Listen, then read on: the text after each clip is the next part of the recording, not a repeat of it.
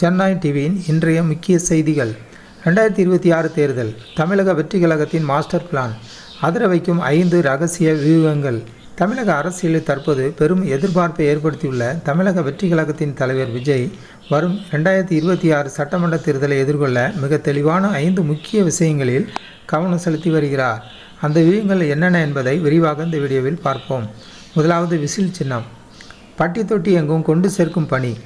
தேவகவிற்கு கிடைத்துள்ள விசில் சின்னம் வெறும் ஒதுக்கீடு அல்ல, அது முறையான திட்டமிடலால் கிடைத்தது.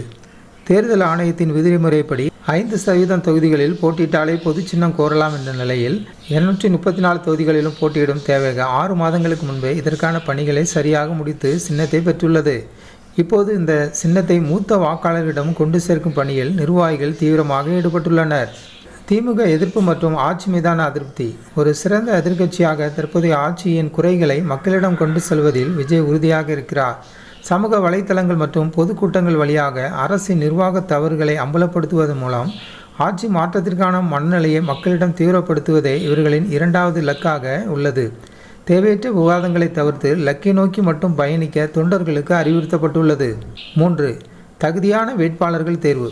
வலுவான வேட்பாளர்களை வெற்றியை தீர்மானிப்பார் என்பதில் விஜய் மிக தெளிவாக இருக்கிறார். பாரம்பரிய கட்சிகளான திமுக மற்றும் அதிமுகவை எதிர்கொள்ள வெறும் பிரபலம் மட்டுமல்லாமல் தொகுதிக்கு தேவையான தகுதியும் திறமையும் வாய்ந்த நபர்களை தேர்வு செய்ய விரிவான விண்ணப்ப படிவங்கள் மூலம் ஆய்வுகள் நடத்தப்படுகின்றன. சமரசமற்ற வேட்பாளர் தேர்வே தேவகவின் பலமாக இருக்கும் என கருதப்படுகிறது. 4. விசினரி தேர்தல் அறிக்கை.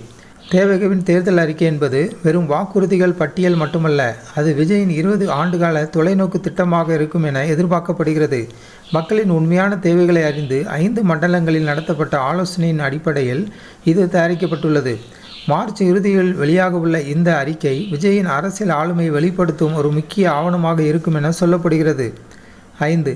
மண்டல வாரியான பொறுப்பாளர்கள் மற்றும் களப்பணி. தேர்தல் பணிகளை ஒருவரிடம் மட்டும் குவிக்காமல் மண்டல வாரியாக பிரித்து பொறுப்பாளர்கள் நியமிக்கப்பட்டுள்ளனர்.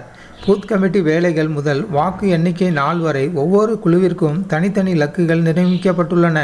இந்த அதிகார பரவலாக்கல் முறை தேர்தல் நேரத்தில் ஏற்படும் அழுத்தத்தை குறைத்து அடிமட்ட அளவில் வாக்குகளை சேகரிக்க உதவும் என திட்டமிடப்பட்டுள்ளது.